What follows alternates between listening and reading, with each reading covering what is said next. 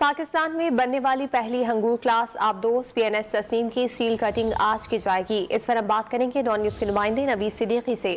نوید بتائیے گا آبدوز کن خصوصیات کی حامل ہے؟ جی آبدوز PNS تسنیم کی لینگ تقریب کراچی شپ یارڈ میں ہوگی۔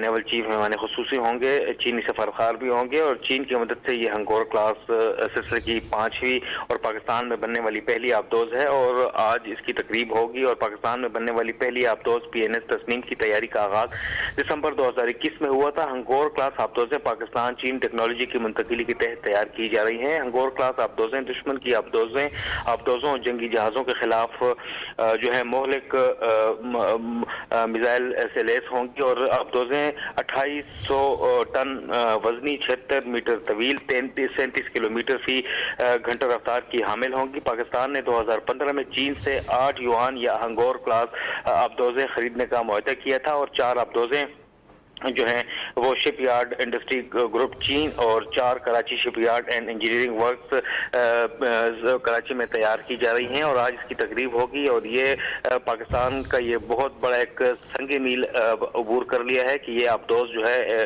ہنگور کلاس آبدوزیں جو ہے پاکستان میں بننا شروع ہو جائیں گی اور تسنیم جو آبدوز ہے وہ PNS تسنیم وہ پہلی مرتبہ پاکستان میں پہلی آبدوز ہے جو خود پاکستان تیار کر رہا ہے چین کے تعاون سے۔ جی بہت شکریہ نوید، آپ نے تفصیلات فراہم کی۔